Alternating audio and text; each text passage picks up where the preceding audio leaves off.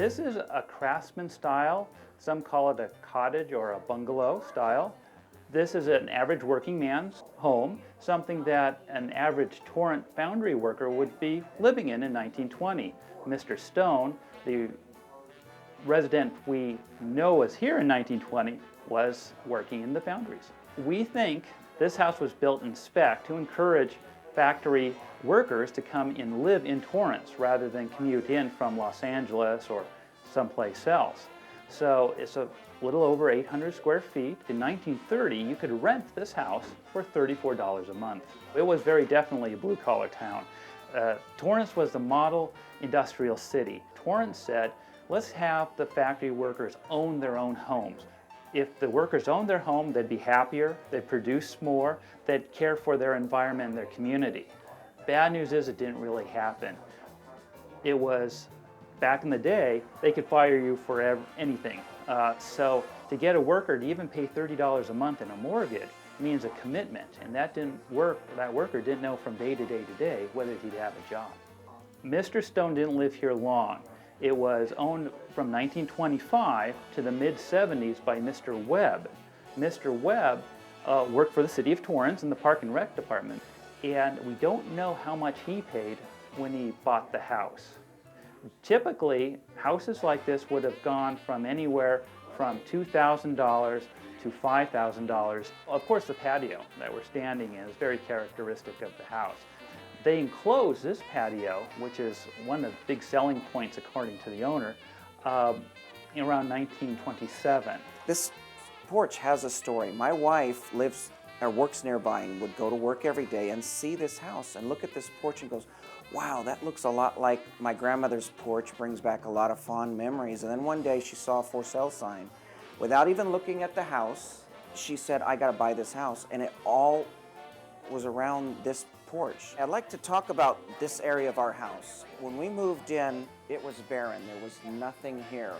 And it just called in for us to add something. We had thought about bookshelves and different things.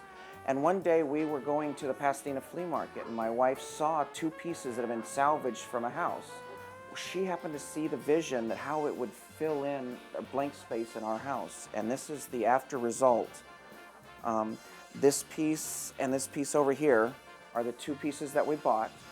And then we had this built with a nice little storage area underneath to pull the two pieces together and give you a nice place to sit in the window.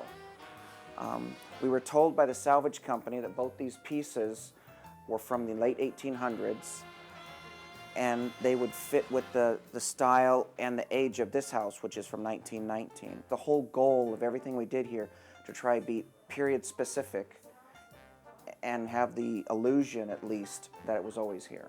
This is a very unique room because most bedrooms don't have two doorways or entryways. As you just pass through one and there's another one here. The only good thing about it, this is a small house, so it acts as a hallway when no one's occupying it. So we use it as a spare room for visiting guests. This bathroom was like a 70s kind of decor. Had the big long lights along here and a big wooden cabinet here with a square cabinet here. We totally gutted it. The only thing we left in was the clawfoot tub. We had it re-porcelained and the outside painting to match the color scheme of the house. This kitchen was totally gutted, and what we wanted to build was something that could have been here in 1919. So we found a contractor that came and built the cabinets on site. There's only 23 inches from the wall out available for spacing, and that's an odd size. They had to be custom built here. And what the kitchen is focused around is a 1928 Wedgwood stove. It's been fully restored. In the June issue of Cottages and Bungalows, that's when they saw the website of the contractor who did the kitchen. They wanted to feature the kitchen, so there's an article about the kitchen, and there's different pages showing the stove. It shows different features about the kitchen and the mudroom. The charm of Old Torrance, of course, is its eclectic nature. There's several theories about this. One theory is that In the old days, people moving in from the Midwest wanted to take their architectural styles with them. And that's why you kind of see 5 different styles of the smaller homes in Torrance.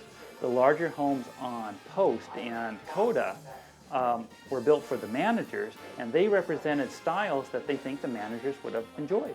All of Torrance was designed originally as a walking area. You walked to shops, you walked to work. If you needed anything, you hopped a red car and you're in Redondo or downtown.